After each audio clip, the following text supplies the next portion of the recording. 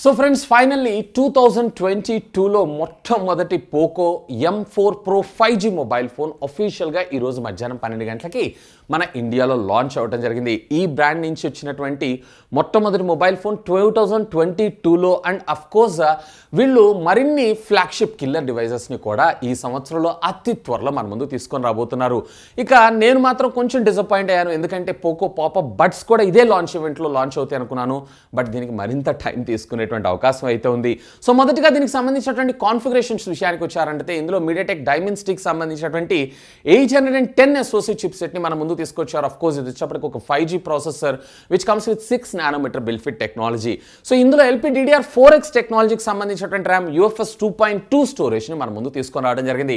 Of course దీంట్లో వచ్చేటప్పటికి మనకి డైనమిక్ ర్యామ్ ఎక్స్పాన్షన్ టెక్నాలజీ, అదేనండి విర్చువల్ ర్యామ్ కూడా సపోర్ట్ చేయడం జరుగుతుంది. డిపెండ్స్ అపాన్ మీరు చూస్ చేసుకునేటువంటి వేరియంట్ని బేస్ చేసుకొని, అంటే 464 అనుకోండి అప్ టు 2GB దాకా, 6128 అయితే అప్ టు 3GB దాకా మీకు వేరియంట్ అంటే మెమరీ ఎక్స్పాన్షన్ అనేది సపోర్ట్ చేయడం జరుగుతుంది.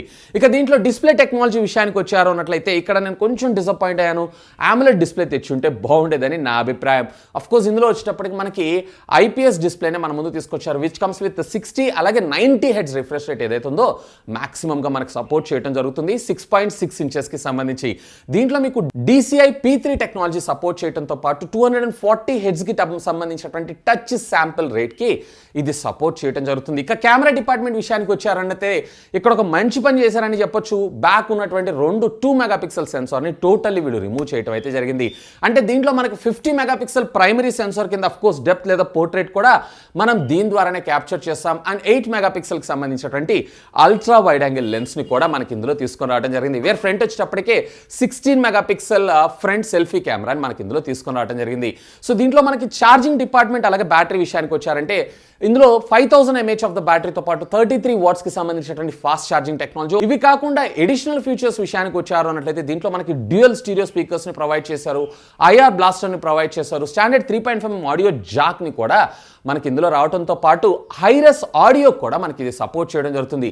అఫ్ కోర్స్ ఇది వచ్చేటప్పటికి IP53 వాటర్ రెసిస్టెంట్ టెక్నాలజీతో పాటు P2A nano splash resistant coating కూడా మనకి ఇందులో రావడం జరుగుతుంది. ఇక దీంట్లో సెక్యూరిటీ ఫీచర్స్ విషయానికి వచ్చారంటే దీంట్లో మనకి సైడ్ మౌంటెడ్ ఫింగర్ ప్రింట్ స్కానర్ని ప్రొవైడ్ చేశారు.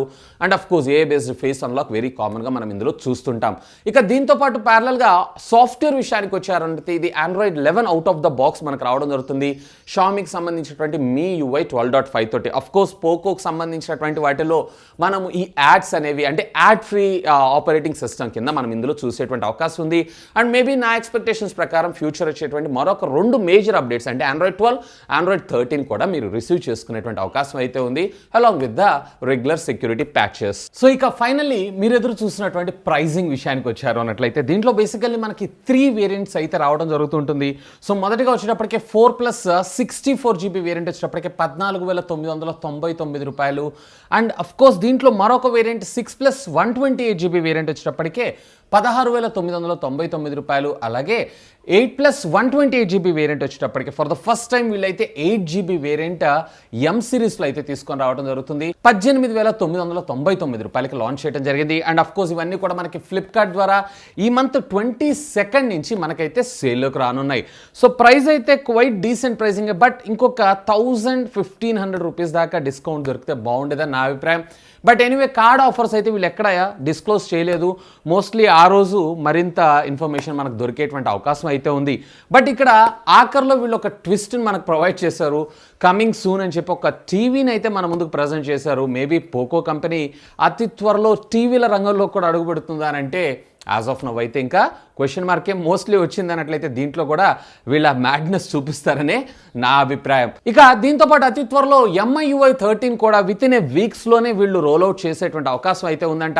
మొదటిగా చెప్పాలన్నట్లయితే పోకో X3 Pro అలాగే పోకో F3 GT అలాగే పోకో M4 Pro ఈ సిరీస్ అన్నిటిల్లో కూడా మనకి ఈ MIUI 13ని మనం చూసేటువంటి అవకాశం అయితే ఉంది. అఫ్ కోర్స్ పోకో అంటే క్లీన్ యూఐతోనే మనకు రావడం జరుగుతుంది. సో ప్రైసింగ్ గురించి మీరేమనుకుంటున్నారు లెట్ మీ నో కింద ఉన్నటువంటి కామెంట్ సెక్షన్లో కామెంట్ చేయగలరు. సో ఇది ఫ్రెండ్స్ పోకో ఈరోజు మన ఇండియాలో లాంచ్ చేసినటువంటి పోకో M4 Pro గురించి ఫుల్ డీటెయిల్స్ అయితే. ప్రైసింగ్ మీకు ఎలా అనిపిస్తుంది లెట్ మీ నో. అలాగే ఒకవేళ మీరు పర్చేజ్ చేయాలనుకుంటున్నారు అంటే ఏ కలర్ మీరు చూస్ చేసుకుంటారు లెట్ మీ నో కింద ఉన్నటువంటి కామెంట్ సెక్షన్లో కామెంట్ చేయగలరు.